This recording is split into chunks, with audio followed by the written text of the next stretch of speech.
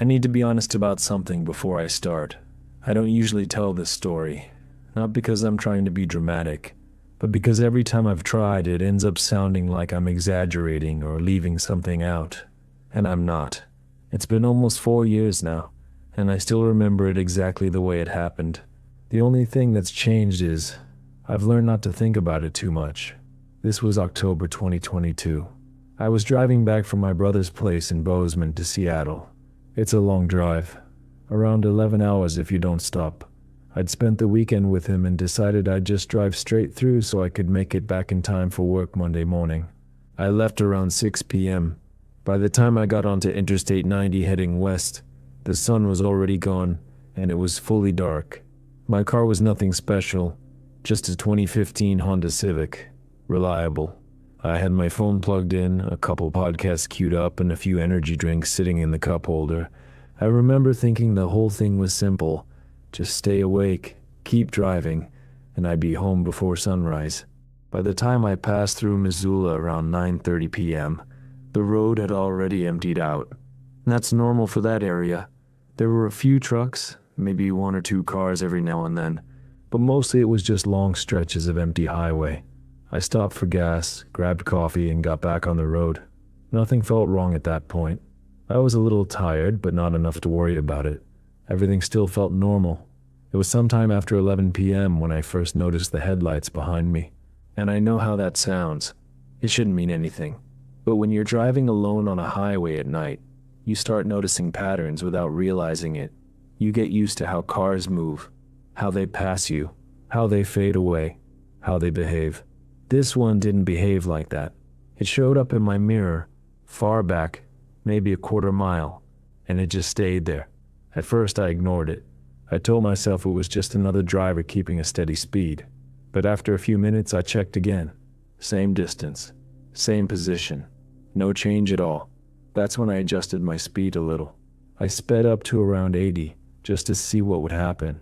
The headlights dropped back slightly, which made sense. Then I slowed down to about 70, and instead of getting closer, they slowed down too. Same distance. Exactly the same. That was the moment something in my chest tightened. Not panic, just a quiet, uncomfortable realization that something didn't feel right. I kept checking my mirrors after that, every few seconds without even thinking about it, and every time I looked, those headlights were still there, sitting in the same place like they were locked to me. Around 11:40 p.m., I saw an exit for St. Regis.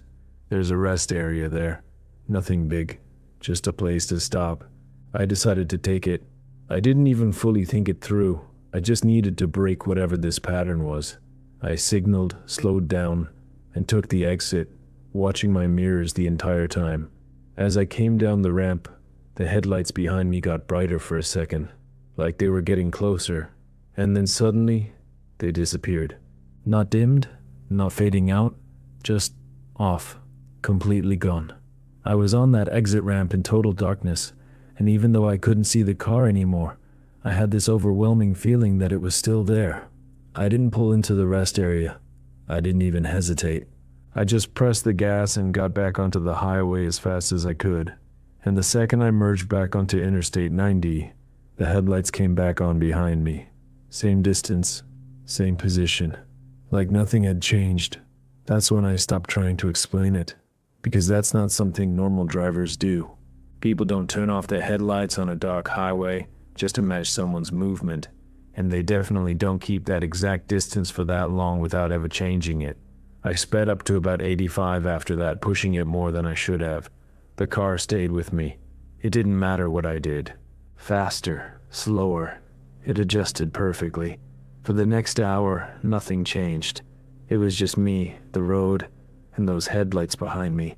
Far enough that I couldn't make out anything about the car. No color, no shape, nothing. Just 2 steady lights in the darkness. At one point I passed a rest area near the Idaho border. There were cars there, lights on, people around.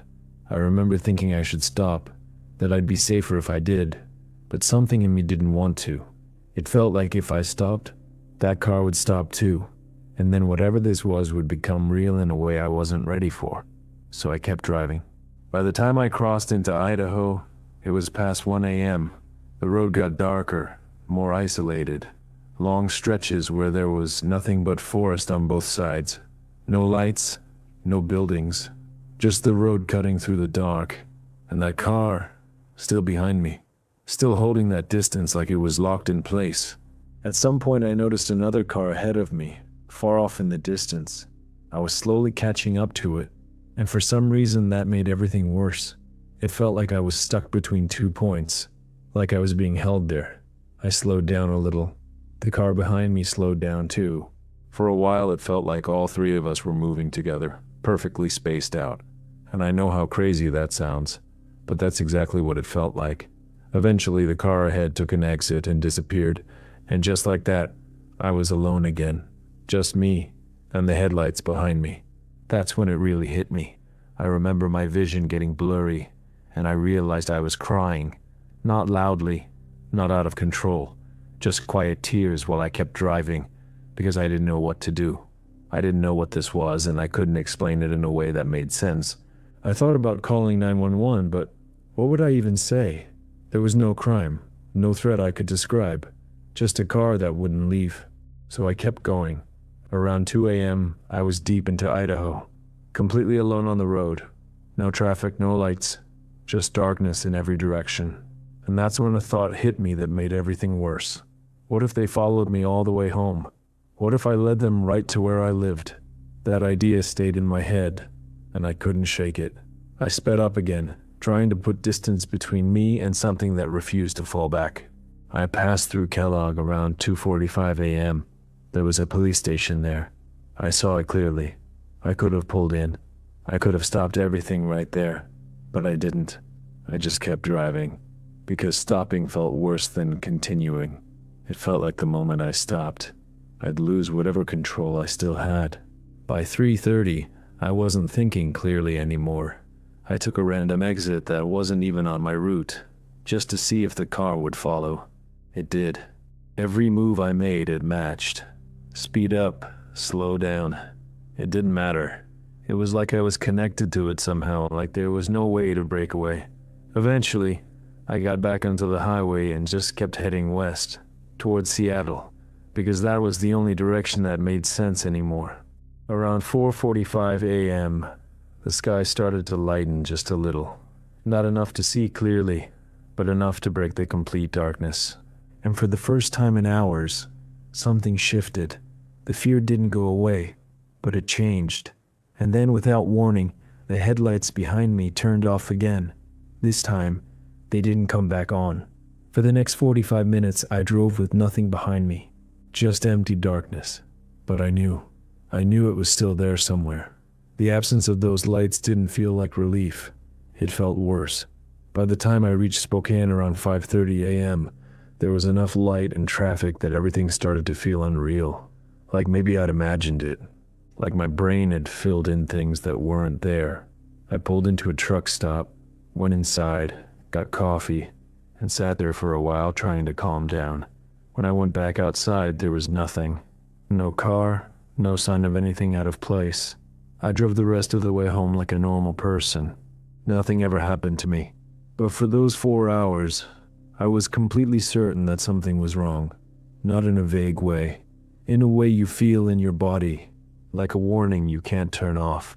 And even now I still don't know what that car was, or why it stayed with me like that, or why it turned its lights off at those exact moments. I've thought about every possible explanation. Maybe I was more tired than I realized. Maybe my brain started connecting things that weren't actually connected. That's possible, but I don't think I imagined the way those headlights moved, or didn't move. And I definitely didn't imagine how real it felt. I've driven that route once since then, only once, and I made sure it was during the day.